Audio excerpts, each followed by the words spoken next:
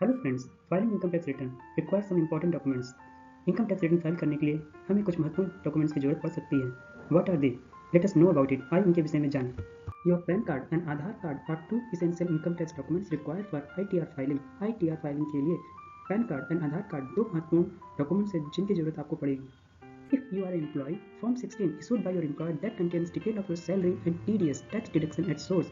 यदि आप एक कर्मचारी हैं तो आपके नियोक्ता के द्वारा आपको फॉर्म 16 इशू किया जाता है जिसमें आपकी सैलरी और टैक्स डिडक्शन एट सोर्स की डिटेल दी होती है।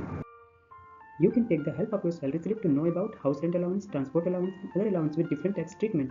आप कर निर्धारण के लिए अपनी सैलरी स्लिप की मदद ले सकते हैं जिसमें आपके मकान किराए का भत्ता, जिसे छूट भी हम बोल सकते हैं, यात्रा भत्ता या छूट, अदर भत्ता या छूट की जानकारी दी होती है।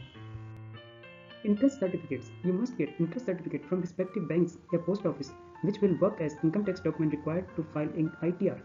आईटीआर फाइल करने के लिए आप अवश्य ही अपने बैंक से post office income tax certificate जरूर लें। Bank account details, you have to disclose all active bank accounts in your ITR as well as specify an account for a tax refund. ITR में आपको अपनी सभी बैंकों की जानकारी देनी होगी, साथ ही साथ उस बैंक की जानकारी भी देनी होगी जिसमें आपको रिफंड चाहिए। A bank statement or passbook is required to tell about the interest earned on your saving account or fixed deposit।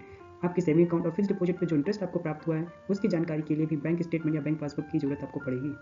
Form 1A, form 16B, form 16C, these forms are required for TDS to be deducted on income other than salary such as deposits or income from the sale of property।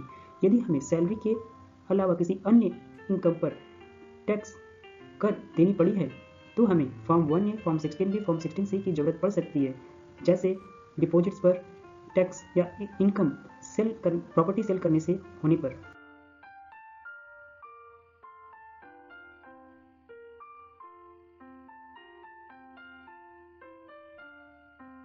Form 26AS यह एक annual tax statement है जो आपके pan के against में जो भी deposit tax हुई है उसकी जानकारी दिखाता है।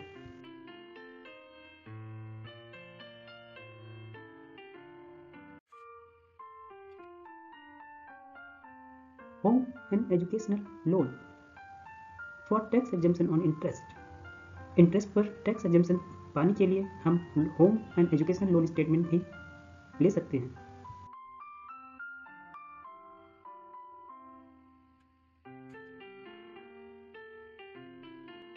Tax saving instruments to claim a tax deduction of up to ₹1.5 lakh.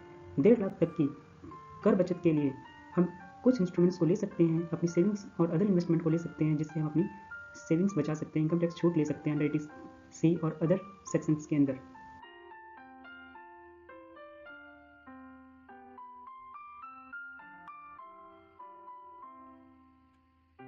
यदि आपको किसी संपत्ति के बेचने या खरीदने से कोई लॉस या फायदा हुआ है तो उसकी डीड और स्टेटमेंट आप ले सकते हैं।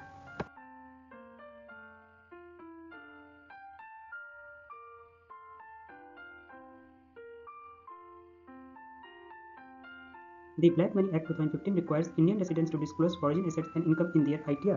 ब्लैक मनी एक्ट 2015 के तहत भारतीय निवासियों को अपनी आईटीआर में विदेशी संपत्ति और आय का खुलासा करना आवश्यक है।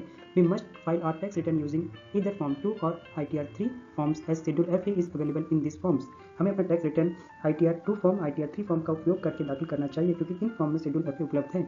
Failure to provide accurate information in Schedule FA can result in a penalty of ₹10 lakhs। Schedule F में सटीक जानकारी न देने पर 10 लाख तक का जुर्माना भी लग सकता है। टैक्स लाभ प्राप्त करने के लिए किराए से हुई आय को भी दिखाना जरूरी है।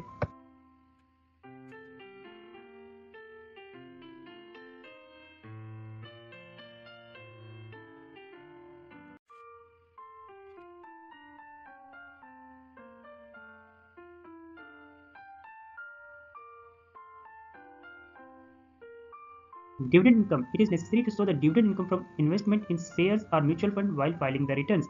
रिटर्न फाइल करते समय शेयर मार्केट और म्यूचुअल फंड में जो इन्वेस्टमेंट किया है उससे जो डिविडेंड प्राप्त होती है उसे दिखाना जरूरी है।